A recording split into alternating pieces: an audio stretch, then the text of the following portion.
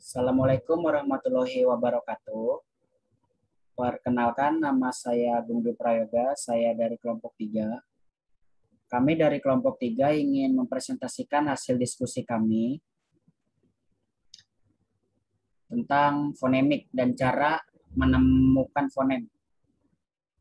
Di sini nama anggota kami yang pertama Anggraini Kusuma Ningrum, yang kedua Septiana Lerine Putri, Cinta Putri Ayu, Zainab Umi Kultum, dan saya sendiri, Agung Dwi Prayoga.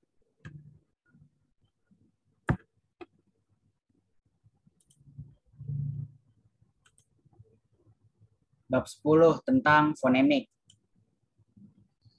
Pengertian fonemik. Fonemik merupakan cabang ilmu fonologi yang mengkaji tentang pengaruh bunyi bahasa dalam perubahan fonem tertentu yang dapat mengubah makna dari satu kata itu sendiri. Misalnya kata malam yang akan berubah maknanya bila fonem M diganti dengan fonem D yang akan menjadi kata dalam. Fonem merupakan abstraksi atau gambaran dari satu atau sejumlah font, entah berupa huruf vokal atau huruf hidup maupun huruf konsonan atau huruf mati. Penulisan sebuah fonem atau transkripsi fonem dituliskan dengan lambang garis miring, titik-titik, garis miring, titik.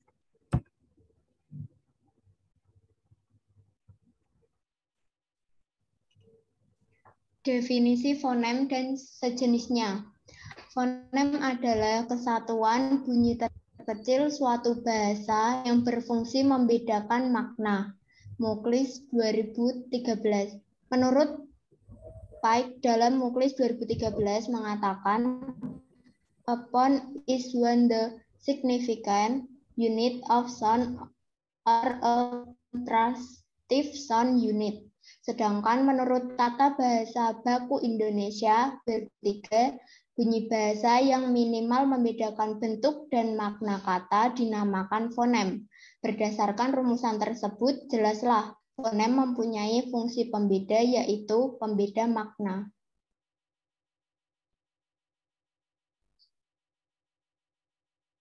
Next.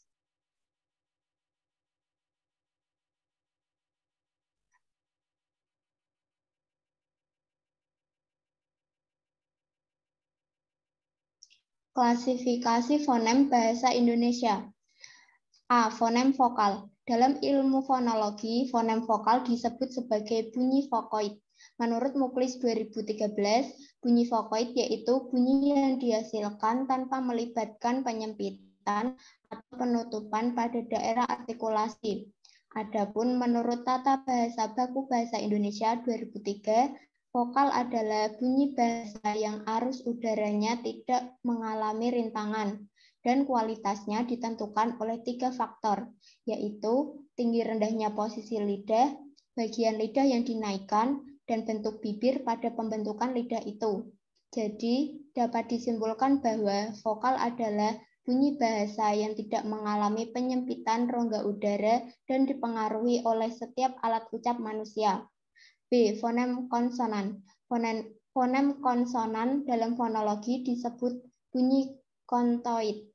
Menurut Muklis 2013, bunyi kontoid yaitu bunyi yang dihasilkan dengan melibatkan penyempitan atau penutupan pada daerah artikulatoris. Bunyi konsonan dibuat dengan cara yang berbeda. Pada pelafalan konsonan ada 3 faktor yang terlibat, yaitu keadaan pita suara, penyentuhan atau pendekatan berbagai alat ucap, dan cara atau alat ucap itu bersentuhan atau berdekatan.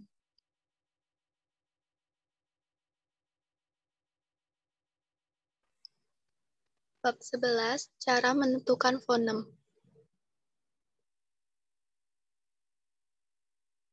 Fonem yakni bunyi bahasa yang dapat berfungsi membedakan makna kata. Kalau dalam fonetik, misalnya kita meneliti bunyi-bunyi A yang berbeda pada kata-kata seperti yang terdapat pada kata-kata ini, intan dan pahit.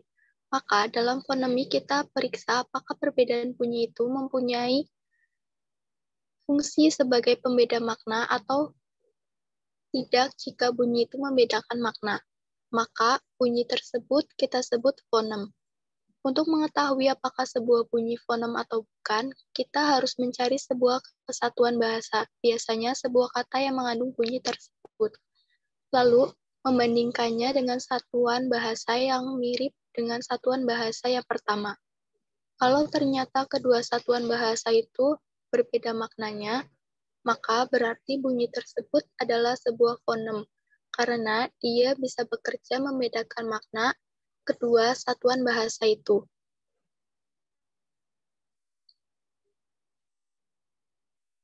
Dengan menggunakan atau memperhatikan distribusi.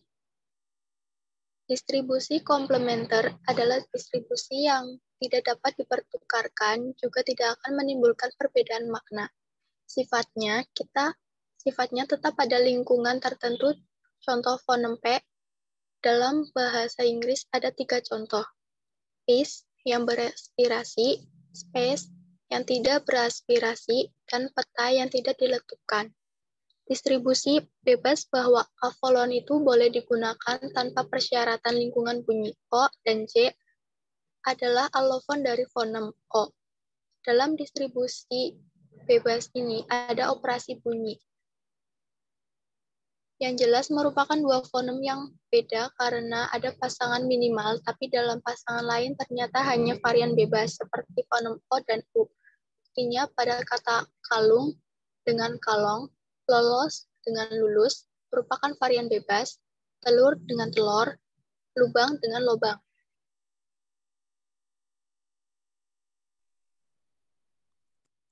Cara menentukan atau mengklasifikasi fonem yang lain.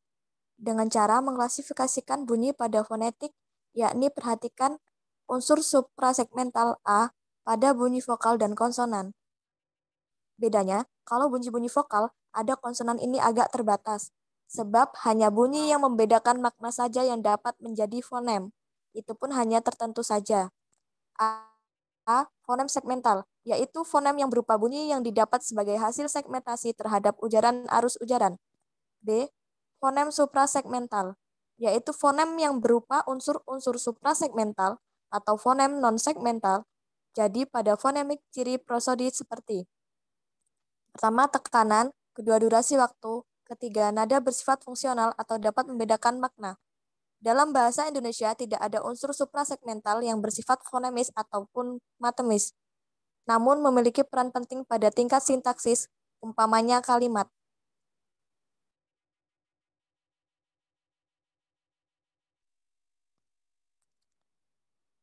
Cara menentukan fonem menurut buku analisis bahasa fonologi.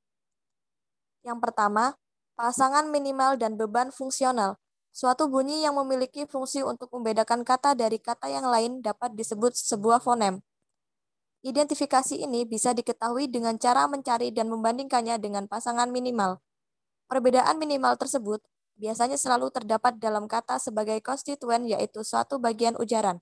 Misalnya, lupa dan rupa merupakan kata yang jelas berbeda sebagai kata. Dari sudut perbedaan tersebut terdapat dalam perbedaan satu bunyi saja dalam masing-masing kata, yaitu L dan R. Maka kedua fonem itu dalam bahasa Indonesia secara fungsional dalam arti tadi dengan kata lain, fonem L dan R merupakan fonem-fonem yang berbeda dalam bahasa Indonesia. Dalam bahasa Jepang, memang ada bunyi L dan R, akan tetapi tidak ada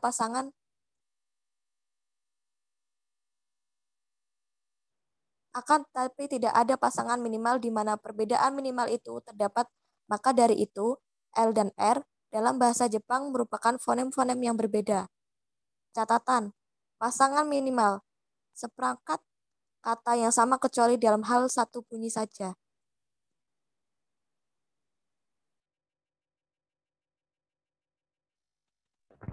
Dua, penafsiran ekafonem dan penyimpanan glifonem. Syarat, yakni KV, praja, yakni KKV, kerbau, yakni KV, bau, yakni KVP. Ada kalanya dalam menggolongkan bunyi tertentu yang kita analisis secara fonetis ke dalam fonem tertentu, dapat kita menghadapi kesulitan khusus. Misalnya, apakah kita harus tafsirkan bunyi dengan bridge pada kata Inggris bridge sebagai satu fonem, yakni affricate, atau dua fonem, yakni masing-masing letupan dan frikatif. Kedua macam dalam fonologi masing-masing disebut penggunaan ekafonem, yakni monofonematic interpreter, dan difonem, yakni difonematic interpretation. Jika kita andaikan bunyi D, harus melihat sebagai satu fonem. Sebaliknya, bila ekafonem diberikan kepada DJ, ada lagi dengan TF, menarik perhatian. Dalam hal TF, difonemlah yang paling tepat karena beban fungsionalnya dari oposisi T, I tinggi sekali, Y share atau tir, yakni ship atau tip, yakni fish atau fit, atau F tersendiri juga amat sering kita jumpai. 3. Dengan memperhatikan variasi alofonemis. Alofon adalah wujud sama seperti variasi bunyi. Contoh bunyi I punya variasi I dan L. Alofon adalah variasi fonem. Fonem merupakan suatu wujud yang agak abstrak karena secara konkret kita selalu mengucapkan salah satu anggota dari fonem yang bersangkutan. Kedua kemungkinan tadi, tidak semua variasi di antara anggota tadi. Misal, pada kata butter, bunyi T itu diucapkan dengan letupan. Lain lagi bunyi T sebelumnya bunyi B. Alofon, yakni salah satu wujud konkret mengucapkan sesuatu fonem, bahwa di antara alofon-alofon, dari satu fonem, kita tidak bisa mengucapkan salah satu semau-maunya. Yang mana di antara alofon yang harus dipakai tergantung dari bunyi apa yang berdekatan pada fonem. Jadi, alofon yang mana yang dipilih ditentukan oleh lingkungan, yakni environment, alofon tersebut. Variasi alofonemis termasuk fonologi karena menyangkut kemungkinan konkret terwujudnya pengucapan dari suatu fonem.